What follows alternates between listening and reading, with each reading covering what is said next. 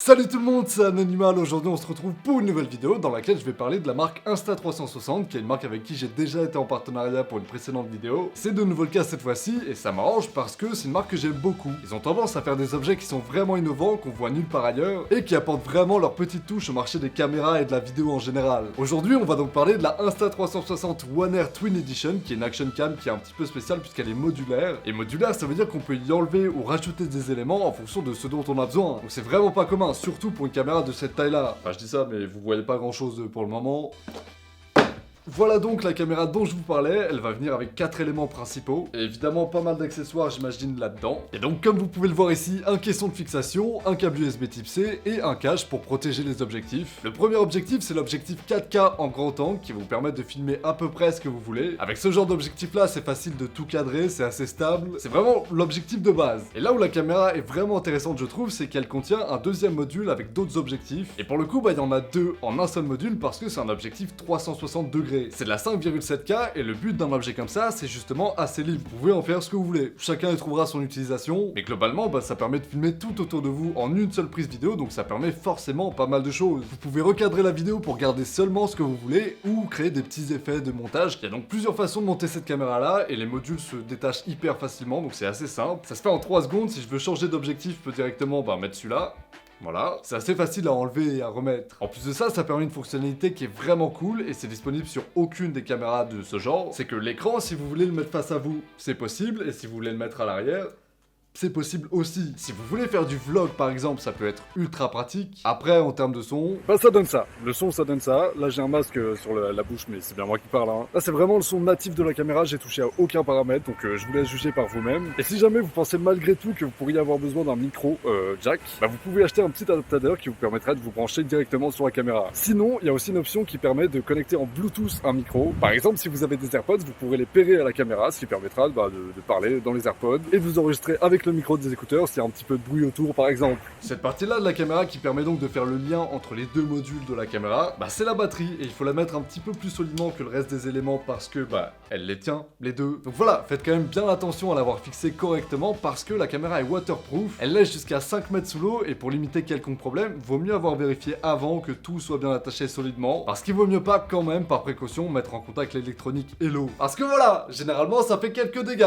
Changez pas les objectifs sous l'eau, faites attention que tout soit bien fermé et tout soit bien mis en place. Notamment cette partie-là où vous allez devoir mettre la carte SD et où vous pouvez brancher la caméra en USB type C pour la recharger. Il y a un petit indicateur qui vous permet de savoir si elle est bien enclenchée ou pas. Si vous voyez du jaune, c'est pas bon. Recommencez, refermez-le correctement, mais si vous voyez du jaune, ça veut dire que l'eau peut s'infiltrer à l'intérieur et donc tout niquer. Voilà, la batterie va tenir environ 70 minutes par charge, donc si vous pensez avoir besoin de plus, la solution c'est peut-être d'acheter plusieurs batteries, comme ça vous pouvez les changer rapidement. Mais au cas où, vous avez aussi une option qui va vous permettre d'économiser un petit peu de batterie en éteignant l'écran. Une fois que vous avez déjà cadré votre plan, que vous savez à peu près ce que vous voulez filmer, etc., que vous n'avez plus besoin de l'écran, vous savez que vous pouvez cadrer à l'aveugle plus ou moins, éteignez-le, comme ça vous gardez de la batterie pour vous. Et je trouve ça cool d'avoir ajouté cette option parce que en mode 360 par exemple, en vrai l'écran il sert pas. Quand on filme en 360, on filme tout autour, de toute façon, donc il n'y a pas besoin de cadrer plus que ça, il n'y a pas besoin de vérifier le plan, on a tout, de base. L'écran est d'ailleurs tactile, ce qui va vous permettre de prévisualiser un shoot que vous avez fait avec votre caméra 360 par exemple, et de naviguer dedans. C'est une option qui est géniale parce que prévisualiser de la 360 degrés, c'est une galère, en vrai. Normalement, on peut pas faire ça sur les caméras. L'écran sert aussi évidemment à faire tous les réglages dont vous auriez besoin directement sur la caméra, et le tactile aide vraiment à ce point, donc c'est cool. Vous pouvez aussi présélectionner des effets de vidéo, donc vous avez un mode HDR de disponible par exemple, un mode time-lapse et un mode bullet time. Ensuite, via les mêmes menus qui sont disponibles en swipant sur les côtés de la caméra, vous avez de quoi modifier l'ISO par exemple, ou l'ouverture, toutes ces choses-là qui doivent être réglées sur une caméra. La caméra a un système de stabilisation qui s'appelle Flow State qui est ultra efficace, et tant mieux parce que c'est une caméra d'action. On va la mettre quand on court, quand on fait du ski, quand on fait du vélo, quand on fait du skate, pour filmer ce qu'on fait, et évidemment ça bouge. Donc c'est important sur une caméra comme celle-là d'avoir une très bonne stabilisation, et c'est le cas ici. Bref, une fois que vous avez filmé avec et que vous êtes content, vous vous demandez très certainement, qu'est-ce qu'on fait des fichiers? Parce que on va pas les laisser dans la caméra quoi.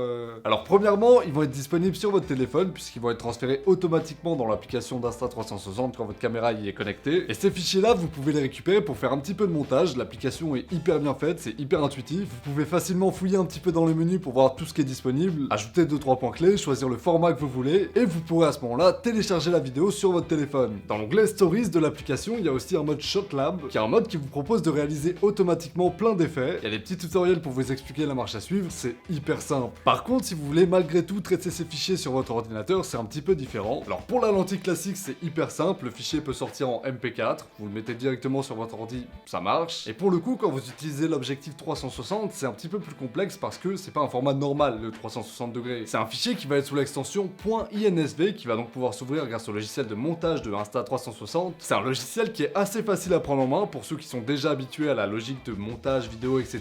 Ça va demander par contre un tout petit temps d'adaptation, mais comme tous les logiciels, c'est normal. Vous pouvez bouger dans toute la scène, ajouter des transitions ou des effets comme le mode Little Planet que je trouve vraiment cool. Une fois que vous avez fait tout ce que vous vouliez faire sur le logiciel, vous pourrez exporter à ce moment-là la vidéo en MP4 et là, c'est exploitable. Vous pouvez le lire sur votre PC, vous pouvez le publier sur les réseaux sociaux, donc Twitter, Facebook, YouTube, tous. Enfin bref, ça devient un fichier vidéo classique. Avec la caméra, Insta360 m'a fourni ce qu'ils ont appelé un Invisible Selfie Stick, qui est pas du tout invisible en soi, hein. C'est un objet qui est bien réel.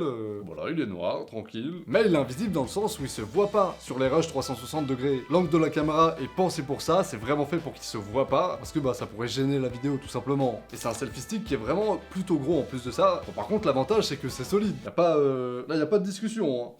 Le prix de la caméra, je peux pas précisément vous le donner parce que ça va dépendre de la configuration que vous aurez choisie. Vous avez par exemple une version avec un seul objectif qui va être un peu moins cher forcément, une version avec 2 objectifs, une version avec 3 objectifs dont un objectif Leica qui est forcément plus cher parce que c'est des objectifs qui sont reconnus. Bref, si vous êtes intéressé, je vous laisse aller voir en description quelle configuration peut vous convenir le mieux en fonction de votre budget et de ce que vous voulez dans la caméra. En gros, ça va être de 400 à 800 € et je trouve ça plutôt raisonnable pour une caméra qui est 2 en 1. Et il y a un avantage auquel je viens de penser aussi qui est ouf, c'est que si vous avez cassé un objectif par exemple, vous n'êtes pas obligé de recommander toute la caméra. Vous achetez juste l'objectif, vous le remplacez et il n'y a pas besoin de tout repayer. Donc c'est quand même pas mal avantageux. J'imagine que c'était pas ça le but de base de la modularité, mais c'est un très gros avantage que ça a. Pour conclure sur cette caméra, vous vous en doutez, j'ai un avis hyper positif dessus. Moi ça m'a plu, genre vraiment. Avoir 2 possibilités de filmer différentes en une caméra, je trouve ça génial. Vous avez un objectif classique qui est très bon, un objectif 360 qui vous permet plus de possibilités. Vous pouvez juste tout filmer avec. Si vous mettez ça au milieu d'une pièce, vous êtes sûr de tout filmer, de tout avoir. Et je pensais honnêtement pas à la base avoir besoin d'une caméra comme celle-là, mais il se trouve que je crois que je vais vraiment l'utiliser beaucoup, hein. La 360 degrés, à la base, j'étais pas hyper fan parce que c'était consommé un petit peu bizarrement. On voyait des vidéos sur internet dans lesquelles on pouvait se balader en 360 degrés, etc. Ça me plaisait pas trop. Je préfère regarder des vidéos classiques. Mais c'est vrai que du côté créateur, celui qui filme, c'est un énorme avantage d'avoir ce genre de matos. Je vais le répéter encore, mais vous pouvez filmer tout, genre devant vous et derrière vous en même temps. En filmant une session de vélo par exemple, en ayant posé la caméra sur le guidon, vous appuyez une fois sur la caméra, vous filmez votre truc, etc.